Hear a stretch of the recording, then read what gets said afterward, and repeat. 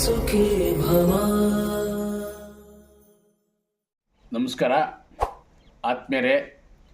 ಏನು ನೀರಾವರಿ ಸಮಗ್ರ ನೀರಾವರಿ ಕಲ್ಪಿಸಬೇಕು, ಎಲ್ಲ ಕೆರೆಗಳು ನೀರು ತುಂಬಿಸಬೇಕು ಅಂತಂದೇಳಿ ನಡೀತಕ್ಕಂಥ ಹೋರಾಟ ನಾಳೆ ಮತ್ತು ನಾಡಿದ್ದು ಪಾದಯಾತ್ರೆ. ಇದು ಒಂದು ಐತಿಹಾಸಿಕ ಹೋರಾಟ ಆಗಬೇಕು. ನಮ್ಮ ಹೋರಾಟಕ್ಕೆ ಸರ್ಕಾರ ಕೂಡಲೇ ಸ್ಪಂದಿಸಿ ರಾಜ್ಯ ಸರ್ಕಾರ ಹಣವನ್ನು ಇಡಲಿಕ್ಕೆ ಮುಂದಾಗಕ್ಕೆ ಒಂದು ಆದೇಶವನ್ನು ಕೊಡಬೇಕು.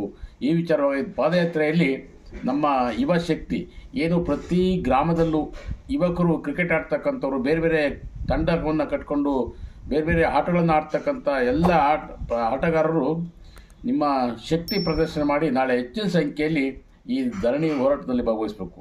ನೀವೊಂದು 6-4 ಹೊಡೆದಾಗ ಎಷ್ಟು ಖುಷಿ ಪಡ್ತಾರೋ, ಈ ಹೋರಾಟವನ್ನು ಯಶಸ್ವಿ ಮಾಡಿ ನೀರಿನ ಇದು ಹಣ ಬಿಡುಗಡೆ ಆದರೆ ಇಡೀ ನಿಮ್ಮ ತಂದೆ ತಾಯಿ ನಿಮ್ಮ ಕುಟುಂಬವೇ ಖುಷಿ ಪಡ್ತದೆ, ನೀವು ಕುಟುಂಬ ನಮ್ಮ ಇಡೀ ಜಿಲ್ಲೆನೇ ಖುಷಿ ಪಡ್ತೈತೆ. ಆ ವಿಚಾರಕ್ಕಾಗಿ ಪ್ರತಿಯೊಬ್ಬ ಆಟಗಾರರು ಈ ಧರಣಿ ಈ ಪಾದಯಾತ್ರೆಯಲ್ಲಿ ನಾಳೆ ಮತ್ತು ನಾಡಿದ್ದು ಎಲ್ಲರೂ ಭಾಗವಹಿಸಬೇಕು. ಜೊತೆಗೆ ಬರಬೇಕಾದ್ರೆ ತಾವು ಎಲ್ಲ ಒತ್ಕೊಳ್ಳೋಕ್ಕೆ ಬೆಡ್ಶೀಟು ತಗೊಂಡ್ಬರ್ಬೇಕು. ಅಲ್ಲೆಲ್ಲ ಊಟದ ವ್ಯವಸ್ಥೆ ಎಲ್ಲ ನಾವು ಮಾಡಿದ್ದೀವಿ. ಯಾವುದೇ ಕಾರಣಕ್ಕೂ ಸಣ್ಣ ಅಹಿತಕರ ಘಟನೆ ಕೂಡ ನಡೀಬಾರ್ದು.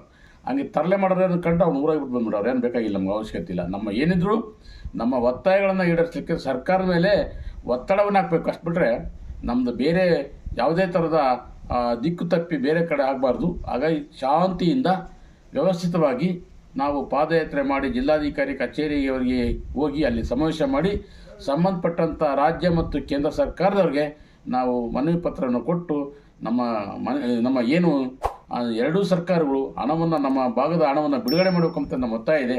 ಅದಕ್ಕೆ ತಾವೆಲ್ಲರೂ ಪ್ರತಿಯೊಂದು ಗ್ರಾಮದಿಂದಲೂ ಯುವಕರು, ನಾನು ಭಾಳ ವಿಶೇಷವಾಗಿ ಹೇಳ್ತೀನಿ, ಯುವ ಶಕ್ತಿ ಎದ್ದರೆ ಎಲ್ಲವೂ ಸಕ್ಸಸ್ ಆಗುತ್ತೆ. ಕೇವಲ ಇನ್ನು ಅಧಿವೇಶನಕ್ಕಿಂತ ಮುಂಚಿತವಾಗಿ ನಾವು ಹೋರಾಟ ಮಾಡಿದ್ರೆ ಸರ್ಕಾರದಲ್ಲಿ ದುಡ್ಡು ಇರ್ತಾರೆ.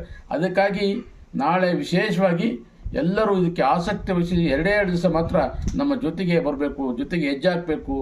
ಯಾವುದೇ ಕೆಲಸ ಕಾರ್ಯಗಳಿದ್ದರೆ ಬದಿಗೊತ್ತಿ ತಾವೆಲ್ಲರೂ ಈ ಹೋರಾಟದಲ್ಲಿ ಯುವಕರು ಭಾಗವಹಿಸಬೇಕು ಅಂತ ತಮ್ಮಲ್ಲಿ ಮತ್ತೊಮ್ಮೆ ವಿನಂತಿ ಮಾಡಿಕೊಳ್ತೀನಿ.